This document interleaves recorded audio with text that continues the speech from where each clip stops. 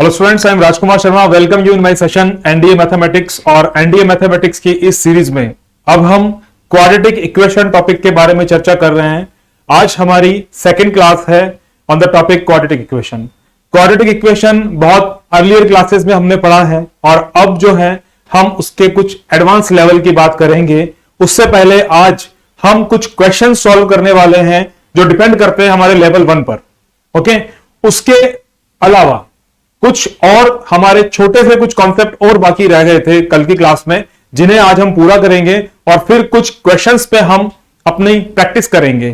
ठीक है, class third में जब हमारी क्वाड्रेटिक इक्वेशन की थर्ड क्लास होगी तब हम कुछ एडवांस लेवल की बात यहां करने वाले हैं। ओके, तो देर ना करते हुए मैं शुरू करता हूं आज की चर्चा। जो आज बात हम करने वाले हैं, देखिए कल हमने पढ़ा था यहां कि एक क्वाड्रेटिक इक्वेशन जो होता है उसकी standard form ax² plus bx plus c is equal to 0 होती है। एक क्वाड्रेटिक इक्वेशन की standard form ax² plus bx plus c equal to 0 होती है। ओके, तो यहां जब हम बात करते हैं सॉल्यूशंस ऑफ क्वाड्रेटिक इक्वेशन, जब हम बात करते हैं सॉल्यूशंस ऑफ क्वाड्रेटिक इक्वेशन, तो हमने कल बात की थी कि इसके हमारे पास में जो बेसिक मेथड है वो first factorisation method, second completing square method and third is the quadratic formula, जिसे हम श्रीधर आचार्य फॉर्मूला भी कहते हैं। ठीक है, फिर हमने बात की थी नेचर ऑफ रूट्स की। तो नेचर ऑफ रूट्स में जो हमारा डिस्क्रिमिनेंट होता है b² माइनस 4ac की हम बात करते हैं। b² माइनस 4ac जिसे हम d से रिप्रेजेंट करते हैं, डिपेंड करते हैं हमारे nature of roots b² minus 4ac के वैल्यू पर। अगर मान लीजिए ये वैल्यू ग्रेटर देन 0 है, इक्वल टू 0 है और लेस देन 0 है, तो इन तीन अलग अलग कंडीशन में अलग अलग हमारे रूट्स हमें मिलते हैं। यहां आने वाले जो रूट्स होते हैं वो रियल एंड डिस्टिंक्ट रूट होते हैं, मींस रियल एंड डिफरेंट, यानी वो दोनों भिन्न भिन्न आंसर होंगे। यहां अगर 0 बनता है तो ऐसी स्थिति में हमारे जो रूट्स होते हैं वो रियल एंड इक्वल रूट्स होते हैं। और यहां जब लेस देन 0 की बात आती है तो लेस देन 0 होने पर जो हमारे रूट्स होते हैं, आई मीन जो हमारे आंसर्स होते हैं यहां पर, वो रूट्स जो बन जाते हैं वो इमेजनरी और डिस्टिंक्ट होते हैं, मींस इमेजनरी और डिफरेंट, अलग अलग वो रूट्स हमें प्राप्त होते हैं। अब इसके अलावा हम क्वाड्रेटिक इक्वेशन की जो हमारी स्टैंडर्ड फॉर्म है, स्टैंडर्ड फॉर्म पे हम कुछ और बातों की भी चर्चा करके एक बार देखते हैं कि क्या हम आगे इस पे क्या एक अलग वेरिएशन होता है about the solution of quadratic equation. तो यहां हम बात करते हैं, बेटा ध्यान दीजिएगा मेरी बात पे। अगर मान लीजिए इस क्वेश्चन में ऐसा हो, केस 1, कुछ पर्टिकुलर केसेस की हम बात करने जा रहे हैं। तो अगर मान लीजिए एक ऐसी कंडीशन हमारे पास बन जाए कि जब c की वैल्यू 0 हो, जब c की वैल्यू 0 हो, c 0 होने पे हमें ax² plus bx equal to 0 मिलता है। ऐसी कंडीशन में एक हमारा जो रूट होगा वो कंफर्म 0 होगा। ठीक है, when c is 0 then one of the root is 0, it's necessary। दूसरी जो हमारी बात होगी यहां पे, दूसरा हमारा जो रूट होगा वो -b/a होगा। पहली कंडीशन हमने आपको बताई कि जब c की वैल्यू 0 हो जाए तो हमें जो रूट मिलेगा उसमें निश्चित रूप से 0 प्राप्त होगा, निश्चित रूप से हमें 0 प्राप्त होगा। अगर मान लीजिए अब एक नया केस हम आपके सामने बनाते हैं, केस 2, एक द्वितीय स्थिति आपके सामने आती है। अभी हम बेसिक लेवल की बात कर रहे हैं तो ये सारी बातें हमें बताना और हमें सीखना जरूरी है। सेकंड की अगर मैं बात करूं तो सेकंड केस पे अगर मान लीजिए ऐसी कंडीशन बने कि b की वैल्यू 0 बन जाती है, when b is 0, अगर b की वैल्यू 0 है तो ऐसी स्थिति में हमें क्वाड्रेटिक इक्वेशन जो मिलेगा वो ax² plus c is equal to 0 मिलने वाला है। ओके, वो 0 मिलने वाला है। तो ऐसी कंडीशन में हमारा जो x होगा, मींस हमारी जो रूट होगा, हमारे जो जीरोस होंगे वो plus minus root of c/a होगा। मींस दोनों रूट्स इस कंडीशन में हमें एक समान प्राप्त होने वाले हैं। दोनों रूट्स इस कंडीशन में बिल्कुल समान हमें मिलने वाले हैं। उनके जो चिन्ह होंगे, उनके जो बेसिक साइंस होंगे वो डिफरेंट होंगे। ठीक है, when b is 0। अब हम बात करते हैं केस 3 की, बात करते हैं केस 3 की। एक तीसरी स्थिति आपके सामने मैंने बना दी यहां पर। अगर मान लीजिए ऐसी स्थिति हो, अगर मान लीजिए ऐसी स्थिति हो कि ए की वैल्यू 0 बन जाए, अगर ए की वैल्यू 0 हो, व्हेन ए इज 0, तो ऐसी स्थिति में क्वाड्रेटिक इक्वेशन ही 0 होगा। ऐसी स्थिति में क्वाड्रेटिक इक्वेशन जो बनेगा वो लैप्स हो जाएगा यहां पे, तो B x plus C equal to 0 हमें प्राप्त होगा। मींस ऐसी स्थिति में क्वाड्रेटिक इक्वेशन नहीं बनेगा। ठीक है, अब हम एक नई बात की ओर बढ़ते हैं। अगर मान लीजिए हमारे स्टैंडर्ड फॉर्म में हमारा एक quadratic equation A x square plus B x plus C equal to 0 है, और ऐसी स्थिति में अगर b की वैल्यू और c की वैल्यू दोनों 0 हो। एक केस 4 की हम बात कर रहे हैं, चतुर्थ स्थिति की हम यहां बात कर रहे हैं। मान लीजिए ऐसा हो जाए कि b और c दोनों की वैल्यू यहां पर 0 हो, तो क्या होगा? तो ऐसी कंडीशन में हमें जो ए एक्स स्क्वायर मिलेगा वो 0 मिलेगा, और ऐसी स्थिति में जो एक्स स्क्वायर होगा वो 0 होगा। मींस हमारे जो दो रूट्स यहां अल्फा और बीटा है वो दोनों ही कितने हो जाएंगे? वो दोनों ही 0 होंगे। जो हमारे रूट्स अल्फा और बीटा है वो दोनों ही 0 होंगे। एक ऐसी कंडीशन हमें यहां पे प्राप्त होगी। ठीक है, कल हमने इसकी बात की थी, मैंने कहा था आगे हम इस बात की चर्चा करेंगे। तो ये कंडीशन आपके सामने अभी आ गई है। When X square equal to 0 then equation have two roots both are 0। दोनों ही स्थितियों में नंबर क्या होगा? 0 होगा। ठीक है, तो कुछ स्थितियों पे हमने विचार किया, एक बार फिर से हम इसे रिपीट करते हैं। हमारा जो क्वाड्रेटिक इक्वेशन है वो हमें मिलता है standard form A x square plus B x plus C equal to 0। अब हम पहले केस की बात करते हैं। केस 1 में अगर मान लीजिए हम कांस्टेंट टर्म को 0 बना दें, तो ऐसी कंडीशन में इक्वेशन जो हमें मिलने वाला है वो a x square plus B x equal to 0 मिलेगा। ऐसी कंडीशन में एक रूट जरूर 0 होगा। ठीक है, निश्चित रूप से हमारा जो एक 0 होगा, एक जो रूट होगा वो 0 बनेगा। ओके, केस 2 की हम बात करते हैं, द्वितीय स्थिति की हम बात करें। मान लीजिए हमारी जो मिडिल टर्म है the coefficient of x is 0। एक ऐसी स्थिति बन जाए कि हमारा जो कोफिशिएंट है, एक्स का कोफिशिएंट है b, अगर ये 0 बन जाए, तो ऐसी कंडीशन में जो दोनों रूट्स हमें मिलेंगे वो दोनों एक दूसरे के संयुग्मी रूट मिलेंगे। मतलब वो दोनों समान होंगे, लेकिन उनका जो बेसिक साइन होगा पॉजिटिव और नेगेटिव, पॉजिटिव साइन और नेगेटिव साइन में उनमें भिन्नता में मिलेगी। थर्ड केस की अगर मैं बात करूं, अगर मान लीजिए हमारा coefficient of x square is 0 है, coefficient of x square is a, अगर a 0 है तो ऐसी कंडीशन में हमें क्वाड्रेटिक इक्वेशन लैप्स हो जाता है और हमें b x plus C equal to 0 प्राप्त होता है। और आगे बढ़ने के बाद अगर एक चौथी कंडीशन पे हम बात करें, मान लीजिए b की वैल्यू और c की value means coefficient of x and the constant term both are 0, तो ऐसी कंडीशन में हमें जो हमारा एक्स स्क्वायर मिलेगा वो 0 मिलेगा। मतलब दोनों जो हमारे रूट्स होंगे, हमारे जो दोनों जीरोस होंगे, उनकी वैल्यू 0 ही होगी। ओके, तो अब हम आगे बढ़ते हैं, एक नई बात की ओर देखते हैं। अब नया वेरिएशन हमारे सामने क्या आने वाला है। अब हम बात करते हैं relation between roots of quadratic equation. देखिए, यहां एक नई बात पर हम चर्चा करने जा रहे हैं, इसे हम समझते हैं, फिर हम कुछ क्वेश्चंस को सॉल्व करते हैं। अभी हम बात करें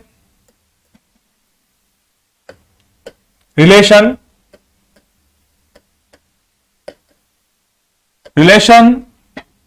between roots of quadratic equation. एक द्विघात समीकरण के मूलों में परस्पर संबंध। एक द्विघात समीकरण के जो आंसर्स होते हैं, जिन्हें हम जीरोस कहते हैं, जिन्हें हम रूट्स कहते हैं, इनमें बनने वाला एक रिलेशन क्या होता है। जो बच्चे बहुत बेसिक जानकारी लेना चाह रहे हैं, क्वाड्रेटिक इक्वेशन जिन्होंने पहली बार पढ़ा है, तो उन बच्चों के लिए भी ये बहुत आवश्यक चीज है, बहुत अच्छा उन्हें एडवांटेज मिलेगा इस क्लास का। तो अच्छे से देखिएगा। अब एक quadratic equation, the standard form of quadratic equation is a x square plus B x plus C equal to 0 होता है, जैसा कि हम जानते हैं। ठीक है, अब यहां हमें जो रूट्स मिलते हैं, वो रूट्स कितने होते हैं? Alpha and beta. दो रूट हमारे सामने होते हैं, first is alpha, second is beta. तो ऐसी स्थिति में अब इन अल्फा और बीटा में एक म्यूचुअल अंडरस्टैंडिंग होती है, इनकी एक म्यूचुअल रिलेशन इनका होता है। वो रिलेशन क्या होगा, मैं इस बारे में आपकी जानकारी आपको दे रहा हूं। देखिएगा, एक पहली कंडीशन हमने बनाई कि अगर हम अल्फा और बीटा को ऐड कर दें, सम ऑफ रूट्स, इसे कहेंगे हम सम ऑफ रूट्स। अगर हम अल्फा बीटा को ऐड कर दें तो ऐसी कंडीशन में जो हमारा जो रिजल्ट हमें मिलेगा वो माइनस बी अपॉन ए मिलेगा।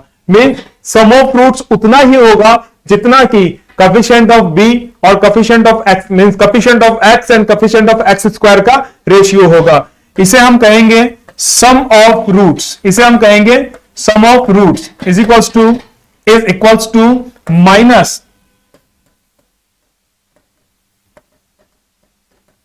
Coefficient of x upon coefficient of x square. ठीक है, ऐसी स्थिति हमारे सामने यहां पे आती है।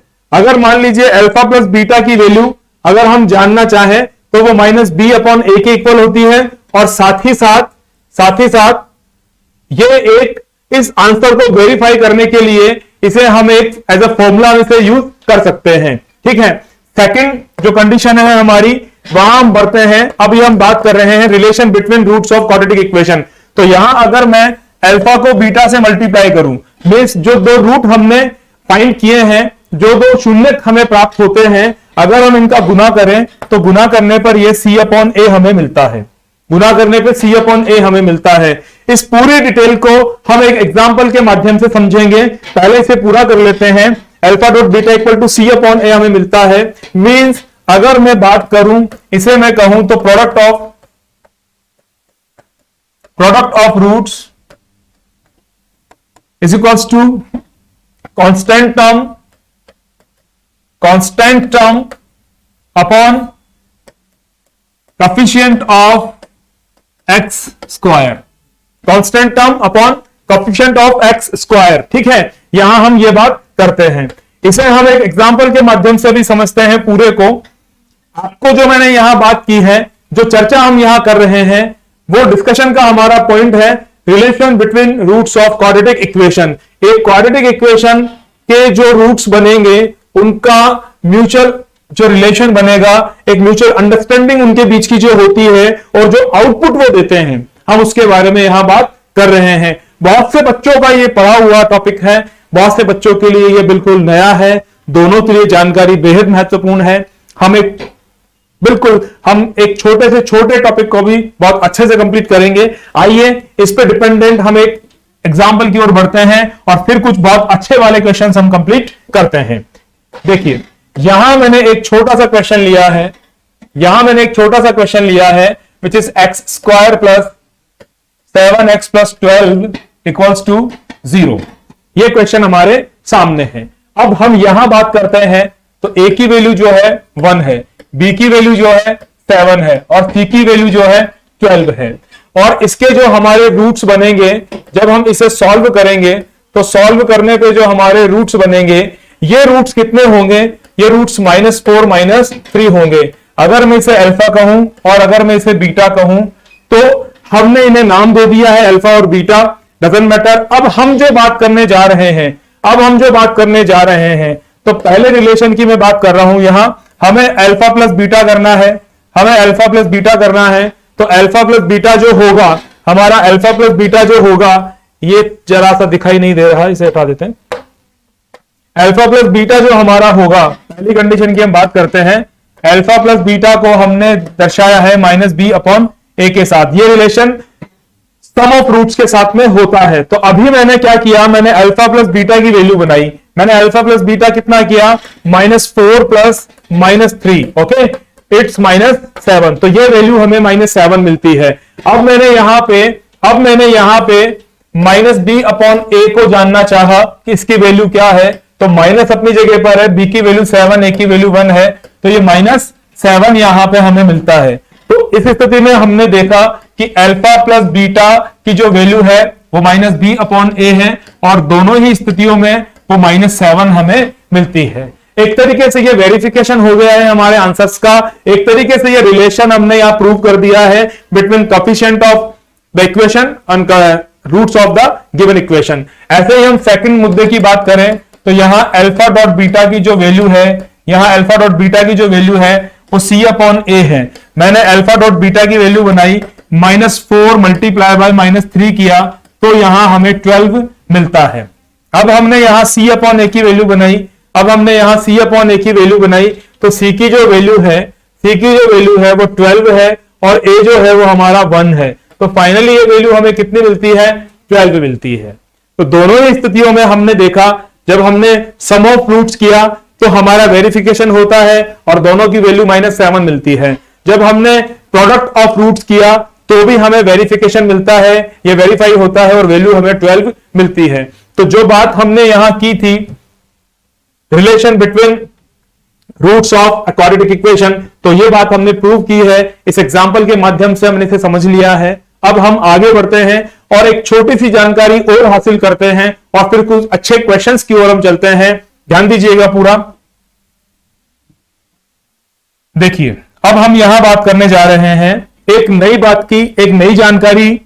देखिए अगर मान लीजिए एक स्थिति हमारे सामने ऐसी बन जाए जहां हमें कॉमन रूट्स की बात करनी पड़े, एक कंडीशन हमारे सामने ऐसी हो जहां हमें कॉमन रूट्स की बात करनी पड़े, तो कॉमन रूट्स की बात करते समय हमें ध्यान देना होगा कि जो दो हमारे क्वाड्रेटिक इक्वेशन है इनके बीच में कितने रूट्स कॉमन है। मतलब एक क्वाड्रेटिक इक्वेशन के दो रूट होते हैं तो क्या दोनों कॉमन है, मींस क्या दोनों जो अल्फा बीटा है पहले इक्वेशन के लिए और दूसरे इक्वेशन के लिए, तो क्या दोनों ही हमारे अल्फा और बीटा की वैल्यू जो है वो दोनों ही इक्वेशन को सेटिस्फाई करती है, या फिर ऐसा होता है कि दोनों इक्वेशन के लिए कोई एक रूट कॉमन हो जाता है। ठीक है, इस बारे में हम जानकारी लेते हैं। पहले इस आर्टिकल को हम सीखते हैं अच्छे से। देखिए अब हम बात करने जा रहे हैं यहां जब कुछ दो या एक रूट दो इक्वेशंस में, दो क्वाड्रेटिक इक्वेशन में जब कॉमन हो तो इसकी स्थिति क्या बनेगी और यह किस प्रकार से संभव होगा। तो आइए बात करते हैं। अभी हमने यहां पे कंसीडर किया हमारे पास दो एक क्वाड्रेटिक इक्वेशन है, ax² plus bx plus c equals to 0, और दूसरा जो हमारा इक्वेशन है ये ax² plus bx plus c equal to 0 है। यहां मैंने कोफिशिएंट्स को इक्वेशन 1 में डिनोट किया है 1 के साथ में, और कोफिशिएंट्स को इक्वेशन 2 में मैंने डिनोट किया है 2 के साथ में। तो पहली कंडीशन मैं आपको ये बताने जा रहा हूं, पहली condition when one root is common, जब एक रूट जो है वो कॉमन हो, तो ऐसी कंडीशन में जो स्थिति बनेगी वो C2A1 माइनस A2C1 का होल स्क्वायर अगर बराबर आ जाए C2B1 minus B2C1 dot A2B1 minus A1B2 के। यदि ऐसा संभव हो तो इस स्थिति में हम कहेंगे कि इन दोनों इक्वेशन में कोई एक रूट, कोई एक जो मूल है, कोई एक जो इसका शून्यक है वो कॉमन होगा। हमें इस बात की पूरी जानकारी लेनी होगी। इस एक जो फॉर्मूला है यहां पे, या मैं कहूं कि ये जो कंडीशन हमें दी गई है, इस कंडीशनल आइडेंटिटी में हमें वैल्यू पुट करनी होगी A1 B1 C1 A2 B2 C2 की, और उसके बाद हम इस बात को वेरीफाई कर पाएंगे कि यहां पे एक रूट कॉमन है या नहीं है। अब हम बात करें when both roots are common, when both roots are common, जब हमारे दोनों रूट एक दूसरे इक्वेशन को सेटिस्फाई करते हैं, तो ऐसी स्थिति में जो कंडीशन बनेगी वो A1 upon A2 equals to B1 upon B2 is equals to C1 upon C2 होगा। ऐसी कंडीशन में हमें जो हमारा एक आइडेंटिटी यहां बनती है, एक कंडीशनल प्रॉपर्टी जो हमारे सामने आती है, वो A1 upon A2 B1 upon B2 C1 upon C2 हमें मिलती है। तो दोनों ही स्थितियों में आपने देखा, दोनों ही कंडीशंस में आपने देखा कि अगर एक रूट कॉमन है from equation number 1 and from equation number 2, अगर कोई एक root, when one root is common, एक मूल उभयनिष्ठ है, तो ऐसी स्थिति में हमें C2A1 माइनस A2C1 का होल स्क्वायर यदि बराबर आ जाए C2B1 माइनस B2C1 और A2B1 माइनस A1B2 के प्रोडक्ट के, तो ऐसी कंडीशन में हम कहेंगे कि यहां कोई एक मूल उभयनिष्ठ है, एक रूट यहां पे कॉमन है। इसके बाद अगर हम बात करें यदि दो रूट होते हैं, एक अल्फा एक बीटा, अगर दोनों कॉमन है तो इसके लिए जो स्थिति बनेगी वो A1/A2 B1/B2 C1/C2 की स्थिति यहां बनेगी। ठीक है, तो ये चर्चा हमने यहां की है। अब बढ़ते हैं कुछ क्वेश्चंस की ओर, जो क्वेश्चंस बेसिक से थोड़ा सा लेवल मैंने यहां थोड़ा सा बढ़ा दिया है ताकि कुछ अच्छे क्वेश्चंस हमें मिल पाए। बेसिक नॉलेज आपकी क्वाड्रेटिक इक्वेशन टॉपिक में लगभग तैयार है।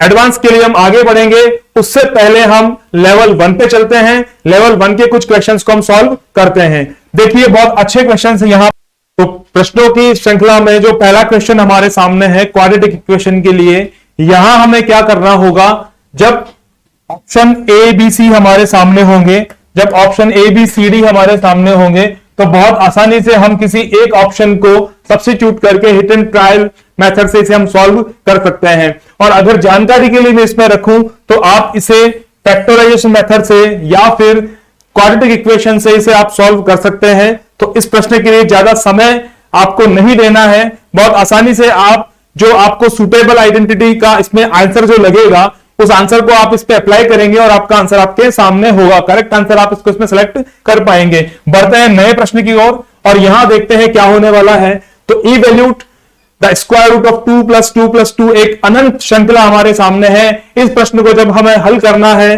तो हम क्या करेंगे, देखिए अगर मान लीजिए हम एक स्क्वायर रूट यहां पे और अप्लाई कर दें तो यहां कोई फर्क नहीं पड़ने वाला क्योंकि यहां पे इंफिनिटिव है। ठीक है, यदि मैं एक यहां से कम भी कर दूं तो भी कोई फर्क नहीं पड़ने वाला क्योंकि यहां पर जो पदों की संख्या है, जो नंबर ऑफ टर्म्स है, वो इंफिनिटिव है। ठीक है, तो अभी हम यहां आगे चलते हैं। देखिए मैंने इसे कंसीडर किया, let x is equals to root of 2 + 2 + 2 to infinite. Okay, ऐसा मैंने यहां पे कर दिया है। तो अब जब आप बात कर रहे हैं इस प्रश्न को हल करने की, तो अगर मान लीजिए मैं इसे थोड़ी देर के लिए यहां से रिमूव कर दूं, अगर मैं इस नंबर को यहां से रिमूव कर देता हूं तो भी हमारे प्रश्न में कोई फर्क नहीं पड़ने वाला, तो यदि हम एक काम ये करें, यहां पे जो अंदर हमारा जो स्क्वायर रूट का जो नंबर आ रहा है, आप देखिएगा मैंने इसे एक ब्रैकेट में लिखा है। अगर मैं इसे x सब्स्टिट्यूट कर दूं, क्योंकि ये पूरी जो वैल्यू है इसे हमने x माना है, x कंसीडर किया है, तो अगर मैं इसे छुपा लेता हूं तो ये अंदर वाली जो वैल्यू है ये भी x ही होगी, तो यहां x जो हमारा यहां पे होगा वो x को हम लिख सकते हैं 2 + x, रूट ऑफ 2 + x, ऐसा हमने यहां पे कर दिया है। ठीक है, अब आगे बढ़ते हैं। देखिए अब हमें क्या करना होगा, हमने दोनों पक्षों पर, दोनों साइड पे हमने स्क्वायर किया तो हमारे सामने नंबर आता है 2 + x, और जब हम इसे सॉल्व करते हैं by splitting of middle term तो हमारे सामने जो फैक्टर बनेंगे वो फैक्टर x² + 2x, यहां हमें माइनस लेना होगा, -2x + x -2 = 0 होगा। x को हमने कॉमन किया, x - 2 यहां +1 किया, x - 2 = 0 हो जाएगा। तो यहां x - 2 और x + 1 दो फैक्टर हमारे सामने बनते हैं। तो यहां से x की वैल्यू हमें एक तो 2 मिलती है और दूसरी वैल्यू जो है वो -1 मिलती है। x की वैल्यू यहां हमें 2 मिलती है, x की वैल्यू -1 मिलती है। अब दोनों में से कोई एक सही उत्तर होगा, तो आपकी जानकारी के लिए बहुत आसानी सी बात है, जब हम इन नंबर्स को प्लस करते हुए चल रहे हैं, इन नंबर्स को जब हम ऐड कर रहे हैं, तो ये तो बहुत साधारण बात है कि यहां हमें 2 ही मिलेगा। ठीक है, जब मैं इन्हें नंबर्स को जब हम प्लस कर रहे हैं, इनका एडिशन हम कर रहे हैं, तो -1 किसी भी स्थिति में हमें प्राप्त नहीं होगा, हमारा जो सही उत्तर होगा वो 2 होगा। इसके अतिरिक्त अगर मैं आपको इस प्रश्न को हल करने के लिए एक ट्रिक अगर मैं बताऊं तो उस ट्रिक के लिए भी हमें ध्यान देना होगा। देखिए कुछ एग्जांपल्स में ले रहा हूं अभी यहां पे, जैसे हमारा यही प्रश्न है और इसमें आपको ध्यान रखने वाली बात है कि सीरीज जो है वो अनंत तक है, हमारी जो सीरीज है वो अनंत तक है। तो यहां पे स्क्वायर रूट मैंने अप्लाई कर दिया है, स्क्वायर रूट यहां भी है, स्क्वायर रूट यहां भी है, और इसी प्रकार से ये आगे बढ़ रहा है। ठीक है, तो आप एक काम कीजिए, इसके प्राइम फैक्टर्स बनाइए। तो प्राइम फैक्टर ये खुद ही एक प्राइम नंबर है, तो 2 into 1 होगा। और जब यहां हम प्लस की बात कर रहे हैं तो ऐसी स्थिति में बड़ा वाला जो फैक्टर होगा, बड़ा वाला जो प्राइम फैक्टर होगा, वही हमारा करेक्ट आंसर होगा। मैं आपको एक एग्जांपल और देकर बता देता हूं कि यहां क्या होने वाला है। जैसे मैंने 6 + 6 + 6 की एक सीरीज बना दी है, यहां पे स्क्वायर रूट है, यहां स्क्वायर रूट है और यहां भी स्क्वायर रूट है। तो 6 के जब आप गुणनखंड बनाएंगे, प्राइम फैक्टर बनाएंगे, तो वो आपको 2 into 3 मिलते हैं। तो जब आप इनका योग कर रहे हैं, इन्हें प्लस कर रहे हैं, तो ऐसी कंडीशन में बड़ा वाला प्राइम फैक्टर आपका आंसर होगा। यदि मान लीजिए यह प्रश्न इस प्रकार से होता 6 - 6 - 6, यदि हम यहां पर इन्हें कम करते, इन्हें घटा देते, तो ऐसी स्थिति में जो हमारा उत्तर होता, इसके जो फैक्टर हमने बनाए हैं वो 2 और 3 बनाए हैं, यहां माइनस है, तो ऐसी कंडीशन में हमारा जो उत्तर होगा वो 2 हो जाएगा। बहुत छोटी सी बात है, क्वाड्रेटिक इक्वेशन से ऐसे कुछ प्रॉब्लम्स को हम सॉल्व कर सकते हैं। ठीक है, बढ़ते हैं नए प्रश्न की ओर, देखते हैं क्या है यहां पे। बहुत आसान सा है। Sum of number and its reciprocal is 65/8। एक संख्या और उसके व्युत्क्रम का जो योग है, एक संख्या और उसके व्युत्क्रम का जो योग है वो 65/8 है। तो हमें वो नंबर पता करना है। यहां पर इस नंबर के लिए जो आंसर गिवन है वो 2 दिया हुआ है, ऐसा संभव नहीं है। ये किसी प्रकार की गलती हो गई है यहां पे, तो इसे सुधार के लिए मैं बिल्कुल बोल दूंगा। इस प्रश्न को हमें हल करना है, हम इसे पूरा सॉल्व करते हैं। आइए सॉल्यूशन देखते हैं क्या बनने वाला है, क्योंकि मैं उन प्रश्नों को स्किप कर सकता हूं जिनके लिए प्रॉपर आंसर यहां पे एग्जिस्ट हो, लेकिन मैं उन प्रश्नों को नहीं छोड़ सकता जिनमें थोड़ी सी भी गलती संभव हो। तो देखिए, हमने इस नंबर को कितना माना, इस नंबर को हमने कितना मान लिया है, x मान लिया है, और नंबर का जो रेसिप्रोकल होगा वो 1/x होगा। ठीक है, अब हमें क्या करना है, x को और इसके रेसिप्रोकल को ऐड करना है। तो हमारे सामने ये है 65/8 होगा। जब हम इसे सॉल्व करेंगे, सॉल्व करने पे हमें मिलने वाला है यहां पे, x² + 1/x = 65/8। जब हम इसे क्रॉस मल्टीप्लाई करेंगे, बहुत बेसिक सी बात है, तो हमें 8x² + 8 = 65x यहां पे प्राप्त होगा। और इक्वेशन जो हमें मिलेगी वो 8x² - 65x + 8 = 0 हमें यहां पे मिलने वाली है। इस एक जो इक्वेशन क्वाड्रेटिक हमारे सामने है, इसे हमें सॉल्व करना है। चलिए सॉल्व करते हैं, एक नए प्रश्न पे इसे लेते हैं। देखिए, हमारी जो इक्वेशन है वो ये हमें मिलती है। यहां फैक्टर बनाने के लिए हमने मिडिल टर्म को स्प्लिट किया, तो हमें 64x - x + 8 = 0 मिलता है। यहां मैंने 8x को कॉमन किया तो हमें x - 8 मिलता है, यहां -1 कॉमन किया तो x - 8 = 0 मिलता है। तो यहां पर x की जो वैल्यू मिलेगी वो एक तो हमें 8 प्राप्त होती है और एक 1/8 प्राप्त होती है। ठीक है, यदि x की वैल्यू हम 8 एक्सेप्ट करते हैं तो 1/x इस कंडीशन में 1/8 होगा। अगर हम x की वैल्यू 1/8 एक्सेप्ट करते हैं तो x हमें 8 मिलने वाला है। अर्थात यदि संख्या 8 है तो रेसिप्रोकल 1/8 होगा, और यदि संख्या हम 1/8 लेते हैं तो उसका रेसिप्रोकल 8 होगा। तो दोनों में से दोनों ही उत्तर सही है, लेकिन संख्या को हम 8 यानी संख्या को हम नॉर्मल फॉर्म में लेकर मानेंगे तो हम इसी संख्या को यहां पे सही मानते हैं और हमारा उत्तर हमें 8 प्राप्त होता है। तो करेक्शन कर लीजिए, यहां 2 नहीं होगा, यहां पे जो करेक्ट आंसर होगा वो 8 होगा। बढ़ते हैं नए प्रश्न की ओर और देखते हैं क्या कुछ नया है यहां पे। बहुत अच्छा प्रश्न आपके सामने है, बहुत बहुत धन्यवाद कि ऐसे प्रश्न को शामिल किया गया। बहुत अच्छा क्वेश्चन है। किसी भी स्थिति में ये हमें क्वाड्रेटिक इक्वेशन नजर नहीं आ रहा। यह प्रश्न, इस प्रकार के प्रश्न पहले के एग्जाम्स में बहुत बार पूछे गए हैं, जहां पे एक रेशनल पावर, रेशनल एक्सपोनेंट हमें दिया जाता है। तो यहां अगर हम इसे सॉल्व करते हैं तो देखिए, बहुत ध्यान से देखिएगा, ये एक क्वाड्रेटिक इक्वेशन क्यों है, मींस ये क्वाड्रेटिक पैटर्न पे सॉल्व क्यों हो पाएगा, इस बारे में हम बात करते हैं। Can I write x power 1/3 square, can I write x power 1/3 normal minus equal to 0। तो यहां अगर मान लीजिए हम x पावर 1/3 को थोड़ी देर के लिए y मान ले, हमने यहां पे लेट किया है, हमने यहां पे लेट किया है x पावर 1/3, x पावर 1/3 को हमने y लेट किया है। तो अब हमारा जो इक्वेशन होगा वो क्या बनेगा, y square plus y minus 2 is equals to 0। और जब हम यहां स्प्लिट करेंगे तो हमें मिलने वाला है 2y माइनस 2 इक्वल्स टू 0। और यहां पर y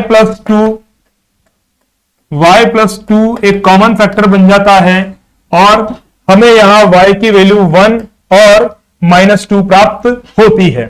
अगर y की वैल्यू 1 है, देखिएगा, अगर y की वैल्यू 1 है तो x की जो हमने कंसिडर किया था वो इस प्रकार था, तो x पावर 1/3 जो होने वाला है वो 1 है और x की जो वैल्यू है वो यहां पे 1 प्राप्त होती है।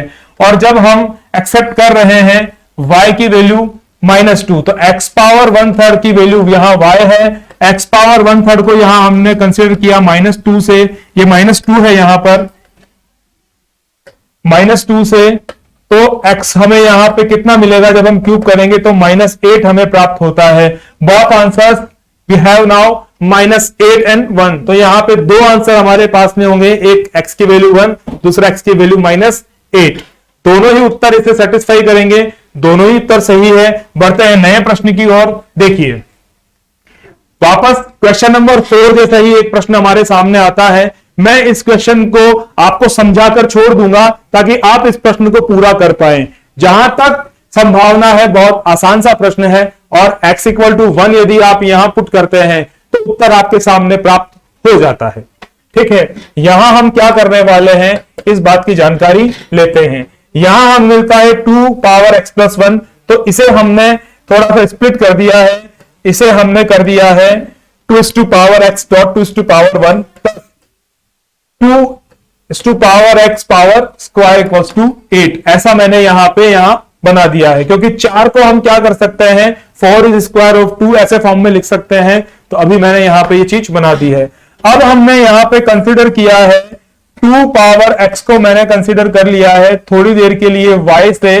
तो यहां हमारा जो आंसर बनने वाला है, जो इक्वेशन में चेंज आने वाला है, वो आएगा 2y plus y square equals to 8। ठीक है, अब जब हम इसे प्रॉपर क्वाड्रेटिक इक्वेशन फॉर्मेट में जब हम इसे सॉल्व करेंगे तो इसका जो आंसर हमें मिलने वाला है वो